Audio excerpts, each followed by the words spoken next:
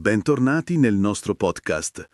Nella puntata precedente abbiamo parlato del verbo avere e in questa puntata entriamo in un tema fondamentale: gli aggettivi.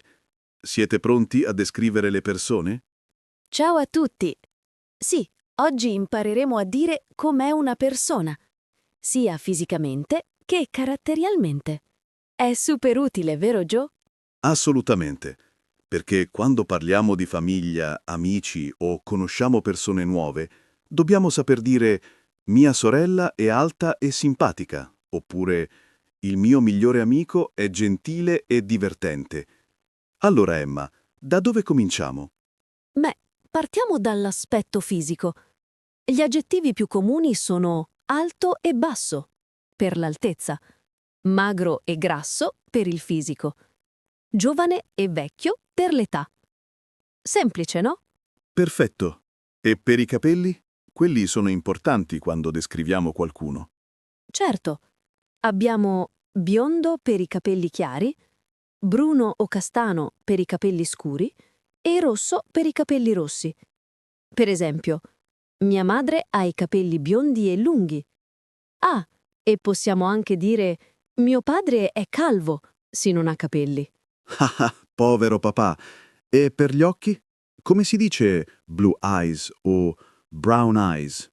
Diciamo ha gli occhi azzurri o ha gli occhi marroni.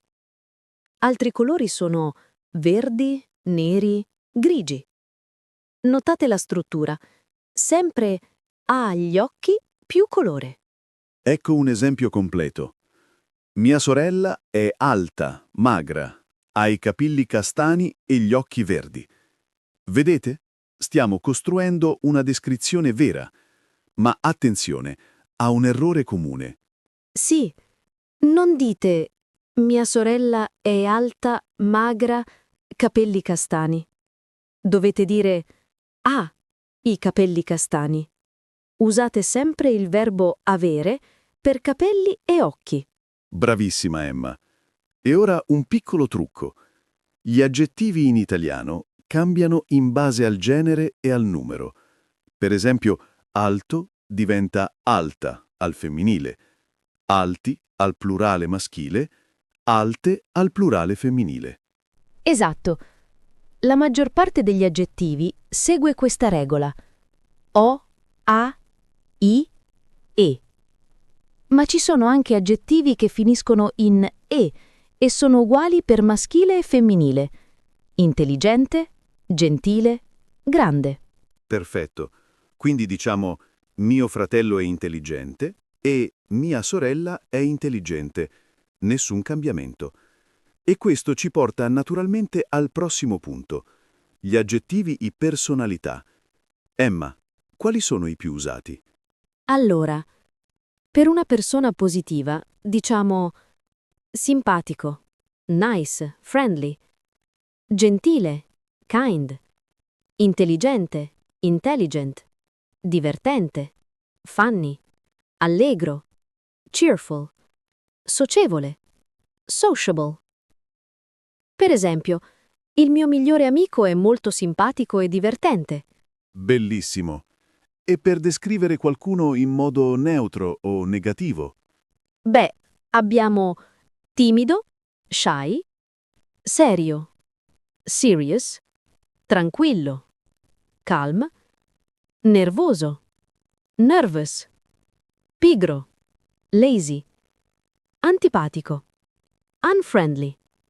Attenzione, antipatico non è offensivo come in inglese, ma significa semplicemente non molto friendly. Giusto. E ecco un altro errore tipico. Non mettete l'aggettivo sempre prima del nome, come in inglese. In italiano la posizione normale è dopo il nome. Sì, diciamo una ragazza simpatica, non una simpatica ragazza. Però alcuni aggettivi comuni come bello, brutto, buono, cattivo possono stare prima. Un bel ragazzo o una bella ragazza. Ottimo.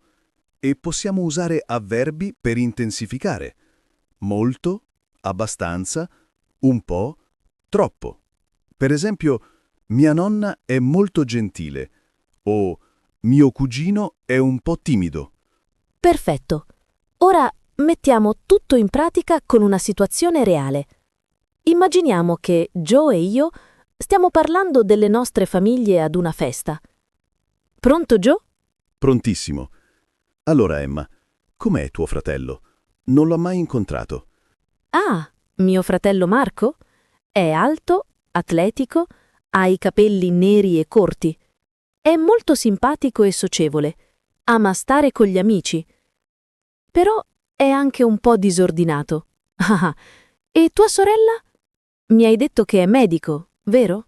Sì, esatto. Mia sorella Laura è di altezza media, magra, ha i capelli biondi e lunghi e gli occhi azzurri. È molto intelligente e seria quando lavora, ma con la famiglia è super divertente e allegra. È anche molto paziente con i pazienti. Che bella descrizione. E i tuoi genitori? Sono simpatici come te. Ah, grazie. Mio padre è un uomo alto e forte. Ha i capelli grigi e gli occhi marroni. È tranquillo e generoso, ma anche un po' testardo. Mia madre invece è bassa, minuta, ha i capelli castani. È dolce, gentile e sempre molto allegra. Devono essere persone fantastiche. Vedi, cari ascoltatori, abbiamo usato tantissimi aggettivi in una conversazione naturale. Non è difficile, vero? Per niente. E ora vi racconto una cosa interessante sulla cultura italiana. Sapete che in Italia le persone usano moltissimi aggettivi quando parlano? Eh sì, gli italiani adorano descrivere tutto nei dettagli, specialmente le persone. Non basta dire «è mio amico». Devi dire «è il mio carissimo amico», simpaticissimo e generosissimo. Esatto. E c'è anche l'uso del superlativo. Aggiungiamo issimo alla fine dell'aggettivo per dire very, very. Bello diventa bellissimo. Simpatico diventa simpaticissimo. Alto diventa altissimo. È vero. E un'altra cosa. In Italia, quando presenti qualcuno, è educato dire sempre qualcosa di positivo sulla persona. Per esempio, ti presento Maria, la mia collega bravissima. Oppure, questo è Luca, un ragazzo molto in gamba, che significa smart, capable. Perfetto. Quindi ricordate, mai presentare qualcuno senza un aggettivo positivo. È parte della cortesia italiana. E ora passiamo alla pratica insieme. Pronti per gli esercizi? Prontissimi. Primo esercizio. Ripetizione. Io dico un aggettivo in italiano, voi lo ripetete ad alta voce. Pronti? Alto. Bene. Ora simpatico, Perfetto. Biondo. gentile, Intelligente. ottimo lavoro. Secondo esercizio. Traduzione. Io dico una frase in inglese, voi la traducete in italiano. Ascoltate bene e provate. My sister is tall and thin. La risposta corretta è mia sorella è alta e magra. Avete indovinato? Prossima frase. My father has brown eyes. Mio padre ha gli occhi marroni. Bravissimi. Ancora una. My best friend is very funny. Il mio migliore amico è molto divertente. O anche la mia migliore amica è molto divertente, se è femmina. Perfetto. Terzo esercizio. Completate la frase. Io lascio uno spazio vuoto, voi inserite l'aggettivo giusto. Pronti? Mia nonna è molto e paziente. Quale aggettivo manca? Potete dire gentile, dolce, buona, tranquilla. Tutte risposte corrette. Prossima. Mio fratello ha i capelli e gli occhi azzurri. Biondi, castani, neri, rossi. Scegliete voi. E l'ultima. Il professore è molto e serio. Intelligente, bravo, preparato, severo. Tutte vanno bene. Ultimo esercizio. Quiz. Rispondete vero o falso. Ascoltate. In italiano, gli aggettivi vanno sempre prima del nome? Vero o falso? Falso. La posizione normale è dopo il nome. Una ragazza simpatica, non una simpatica ragazza. Bravissimi. Seconda domanda. L'aggettivo intelligente cambia tra maschile e femminile? Vero o falso? Falso.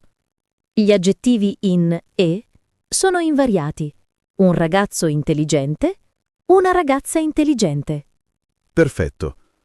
Ultima domanda. Per descrivere i capelli e gli occhi usiamo il verbo avere? Vero o falso? Vero. Diciamo sempre ha i capelli biondi e ha gli occhi azzurri, non è capelli biondi. Eccellente lavoro, cari ascoltatori. Avete imparato tantissimo oggi. Aggettivi per l'aspetto fisico, aggettivi di personalità e come usarli correttamente nelle frasi. E ricordate, praticate descrivendo le persone intorno a voi. Pensate in italiano. Com'è il mio amico? Come sono i miei genitori? Più praticate, più diventa naturale. Esatto. E nella prossima puntata continueremo con un tema super interessante: la famiglia italiana e la sua cultura. Scopriremo perché la famiglia è così importante in Italia e quali tradizioni rendono unica la vita familiare italiana. Restate con noi.